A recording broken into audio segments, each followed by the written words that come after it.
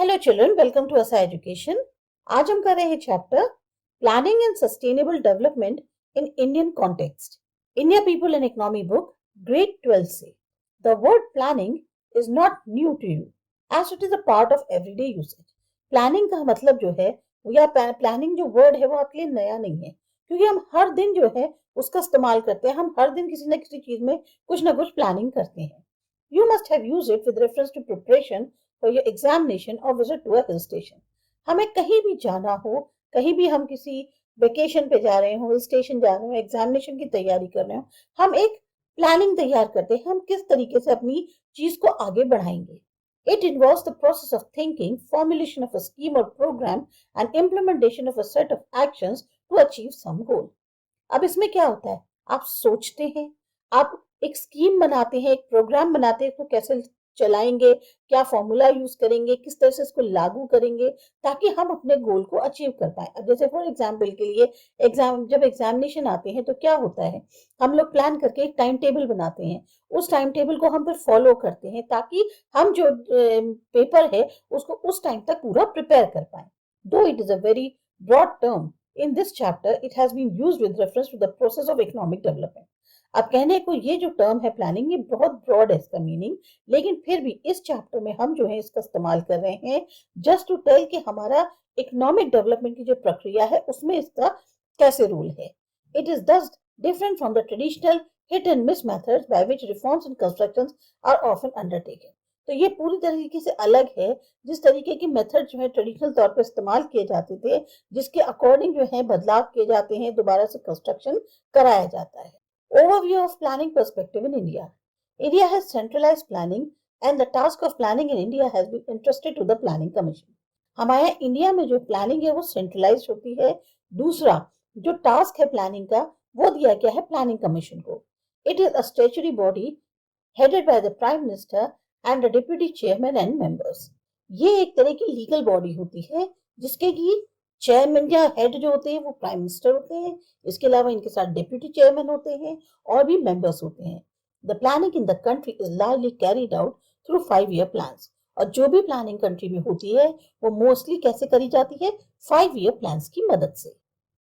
The first 5 year plan was launched in 1951 and covered the period of 1951-52 to 1955-56। तो सबसे पहला 5 year plan जो है वो लॉन्च हुआ था 1951 में और उसने जो पीरियड कवर किया था वो 1951-52 से लेके 1955-56 तक का। Second and third 5 year plans covered the period from 1956-57 to 1960-61 and 1961-62 to 1965-66। ये पीरियड था सेकेंड और थर्ड 5 ईयर प्लान का। Two successive droughts during mid-60s and war with Pakistan in 1965 forced planned holiday in 1966-67 and 68-69।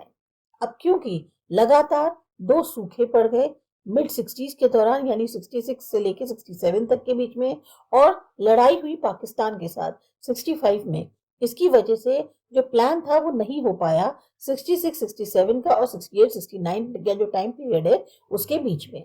This period was covered by annual plans which was also termed as rolling plans। तो इनको cover किया गया annual just सालाना plan जो होते हैं, और इनको नाम दिया गया रोलिंग प्लान्स का। The fourth 5 year plan began in 1969-70 and ended in 1973-74। फिर चौथा 5 ईयर प्लान जो है वो हुआ 69-70 में और खत्म हुआ 73-74 में आते आते। Following this, the fifth 5 year plan began in 74-75, but it was terminated by the then government in 1 year earlier, that is 77-78। अब जो फिफ्थ 5 ईयर प्लान था वो शुरुआत तो हुई उसकी 74-75 में, लेकिन उसको जो एक साल पहले ही जो है खत्म कर दिया गया, मतलब उस टाइम की जो गवर्नमेंट रही होगी, यानी 77-78 में। The sixth 5 year plan took off in 1980। अब छठा 5 ईयर प्लान बना 1980 में। The seventh 5 year plan covered the period between 85 to 90।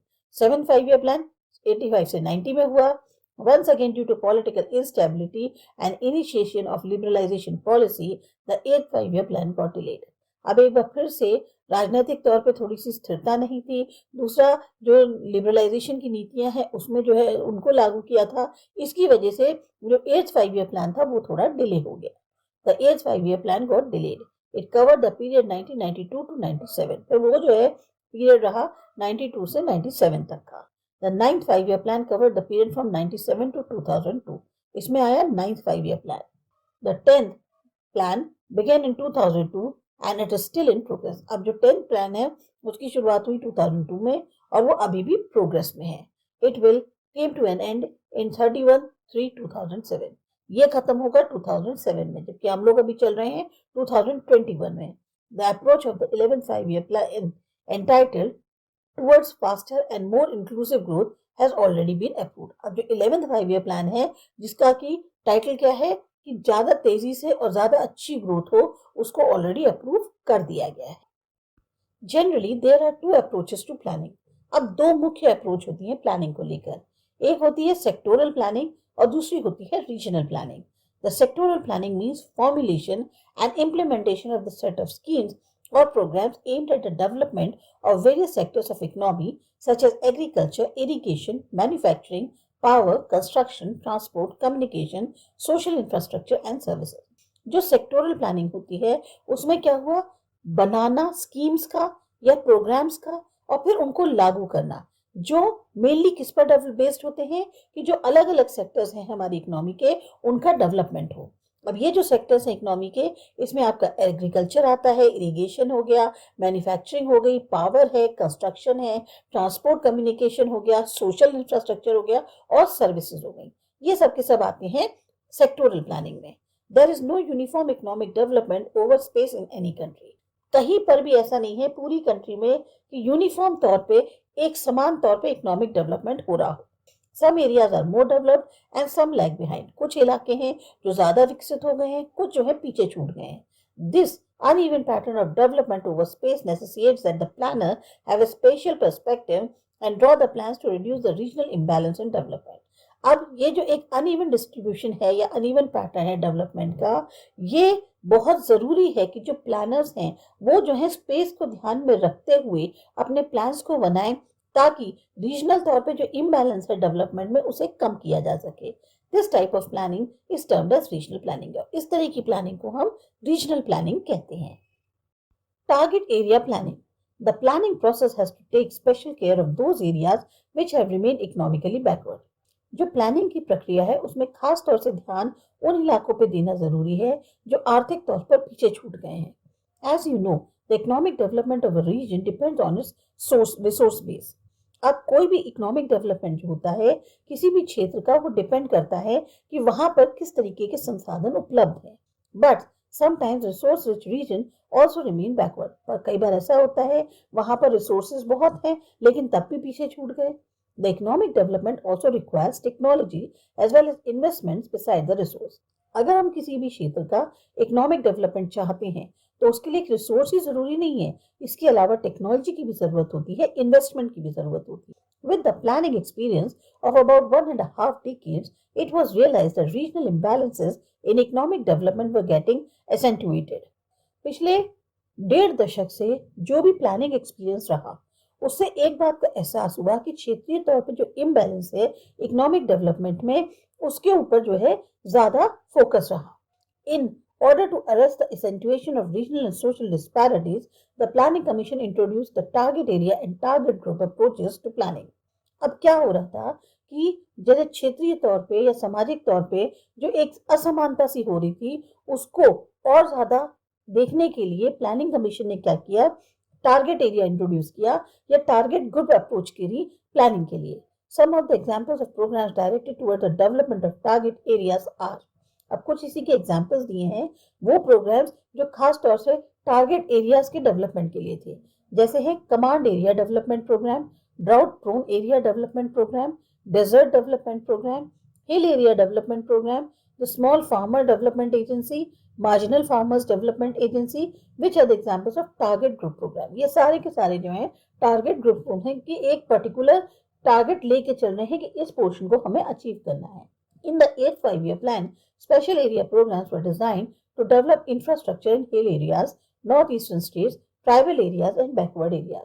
जो 8th 5 year plan आया उसमें खास तौर से एरिया प्रोग्राम्स को जो है डिजाइन किया गया ताकि इंफ्रास्ट्रक्चर वहां बनवाया जा सके जहां हिली इलाके हैं, नॉर्थ ईस्टर्न स्टेट्स हो गए, आदिवासी इलाके हैं या फिर जो पिछड़े इलाके हैं.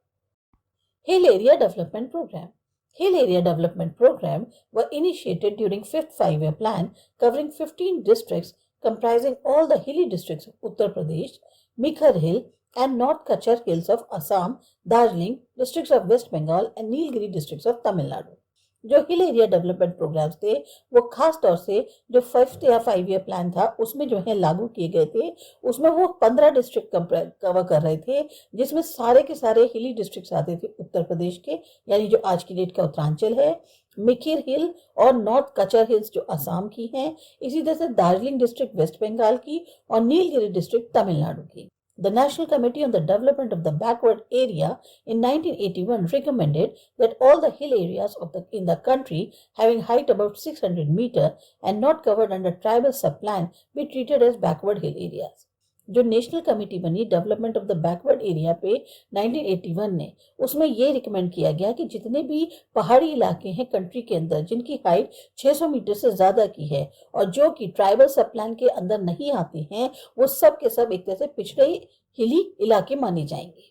The detailed plans for the development of the hill areas were drawn keeping in view their topographical, ecological, social and economic conditions. अब हिल एरियाज के डेवलपमेंट के लिए जो भी डिटेलिंग करी गई प्लान्स को लेकर, उसमें सबसे ज्यादा ध्यान रखा गया कि वहाँ की टोपोग्राफी कैसी है, इकोलॉजी कैसी है, सोशल और इकोनॉमिक कंडीशंस कैसी हैं। These programs aimed at harnessing the indigenous resources of the hill areas through the development of horticulture, plantation agriculture, animal husbandry, poultry, forestry and small scale and village industry. अब इन programmes का मुख्य M था कि जो वहां पर resources available हैं उनका इस्तेमाल किया जाए हिली इलाकों का, और इसको डेवलप करने के लिए हमें मदद लेनी होगी हॉर्टिकल्चर की, प्लांटेशन एग्रीकल्चर की, एनिमल हस्बेंड्री की, पोल्ट्री की हो गई, फॉरेस्ट्री की हो गई, या फिर छोटे और बड़े जो इंडस्ट्रीज होते हैं उनके लिए, जो विलेज स्केल पे हो या स्मॉल स्केल इंडस्ट्रीज हो उनके लिए।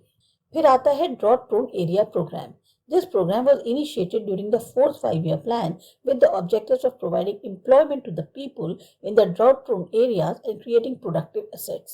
ये जो प्रोग्राम था इसको क्या सोच के लागू किया गया था फिर 4th five-year plan में कि ज्यादा से ज्यादा उन इलाकों में रहने वाले जो खास तौर से सूखाग्रस्त इलाके होते हैं वहां के लोगों को रोजगार मिल सके और वहां से जो है ज्यादा से ज्यादा हमें उत्पादन मिल सके। Initially, this program laid emphasis on the construction of labor-intensive civil works. पहले शुरुआत में जो है यहाँ ज्यादा जोर दिया गया उन प्रोग्राम्स में जिसमें लेबर की बहुत ज्यादा जरूरत पड़े। But later on, it emphasized on irrigation projects, land development projects, afforestation, grassland development, and creation of basic rural infrastructure such as electricity, roads, markets, credits, and services. फिर बाद में क्या हुआ, ज्यादा जोर किस पे दिया जाने लग गया, इरिगेशन के प्रोजेक्ट्स पे, जो लैंड को डेवलप करने वाले प्रोग्राम्स है उन पे, एफॉरेस्टेशन के हो गए, ग्रास लैंड डेवलपमेंट हो गया, या जो बेसिक रूरल इंफ्रास्ट्रक्चर चाहिए होता है जैसे कि बिजली, पानी, रोड, सड़क, जो मार्केट है, क्रेडिट है, सर्विसेज हैं, इन सब के क्रिएशन पे ज्यादा जोर दिया जाने लग गया। National committee on development of backward areas reviewed the performance of this programme. अब जो नेशनल कमेटी बनी डेवलपमेंट ऑफ बैकवर्ड एरियाज पे, उसने इसकी जो प्रोग्राम था इसकी परफॉर्मेंस को एक बार रिव्यू किया। It has been observed that this program is largely confined to the development of agriculture and allied sectors with major focus on restoration of ecological balance. तब ये पाया गया कि ये जो प्रोग्राम है ये मोस्टली किससे कंसर्न्ड है, एग्रीकल्चर या उससे रिलेटेड जो सेक्टर्स है उनके डेवलपमेंट में, और जिसमें ज्यादा फोकस जो दिया जा रहा है वो इकोलॉजिकल बैलेंस को रिस्टोर करने के लिए। Since growing population pressure is forcing the society to utilize the marginal lands for agriculture and thereby causing ecological degradation, there is a need to create alternative employment opportunities in the drought-prone areas. अब जिस तरह से population बढ़ती चली जा रही है, उसका जो प्रेशर है उससे मजबूर होकर जो सोसाइटी है वो उन मार्जिनल लैंड्स को इस्तेमाल कर रही है एग्रीकल्चर के लिए, और ऐसे में क्या हो रहा है, इकोलॉजिकल डिग्रेडेशन हो रहा है, यानी कि उसके स्तर में कमी आ रही है। तो ऐसे में जरूरत है कि एक ऑल्टरनेटिव और एम्प्लॉयमेंट अपॉर्चुनिटीज जो है उनको क्रिएट किया जाए जो सूखाग्रस्त इलाके हैं वहां पर। The other strategies of development of these areas include adoption of integrated watershed development approach eight micro level. और जो स्ट्रेटजीज अपनाई गई डेवलपमेंट की इन इलाकों के लिए, उसमें एक था कि इंटीग्रेटेड वाटरशेड डेवलपमेंट जो है उसकी अप्रोच को अडॉप्ट किया जाए माइक्रो लेवल पे। The restoration of ecological balance between water, soil, plants, and human and animal population should be a basic consideration in the strategy of development of the drought-prone areas. सबसे पहले ecological balance को restore करना जरूरी है, खास तौर से water, soil, plants और ह्यूमन और एनिमल पॉपुलेशन है इनके बीच में, और खास तौर से इसको ध्यान में रख के जो भी स्ट्रैटेजी बनाई जाए ड्रॉट प्रोन एरियाज के डेवलपमेंट के लिए, वो बहुत जरूरी था। Planning commission of India 1967 of the country prone to drought, जो प्लानिंग कमीशन इंडिया की थी 1967 ने, उसने लगभग 67 डिस्ट्रिक्ट्स जो हैं ऐसे पहचान किए जहां पर सूखा पड़ सकता था। Irrigation commission introduce the criterion of 30% irrigated area and demarcated the drought prone area. जो इरिगेशन कमीशन था 1972 में, उसने एक क्राइटेरिया किया जिसमें 30% इरिगेटेड एरिया और बाकी डिमार्केट कर दिया ऐसे drought prone areas. Broadly, the drought-prone area in India spread over semi-arid and arid tracts of Rajasthan, Gujarat, Western Madhya Pradesh, Marathwada region of Maharashtra, Rayalaseema, and Telangana plateaus of Andhra Pradesh, Karnataka plateau and highlands and interior parts of Tamil Nadu. जो सूखाग्रस्त इलाके हैं India में, वो ज्यादातर आपको उस जगह मिलेंगे जहां बारिश बहुत कम होती है या बिल्कुल ही ना के बराबर होती है। ऐसे में जो स्टेट्स आते हैं वो है राजस्थान, गुजरात, वेस्टर्न मध्य प्रदेश, महाराष्ट्र का मराठवाड़ा जो रीजन है वो आता है, रायलसीमा हो गया, तेलंगाना प्लेट्यू जो आंध्र प्रदेश के हैं, इसी तरह से कर्नाटक प्लेट्यू हो गए, या हाईलैंड्स और इंटीरियर पार्ट्स जो तमिलनाडु के। The drought-prone areas of Punjab, Haryana, and North Rajasthan are largely protected due to the spread of irrigation in these regions.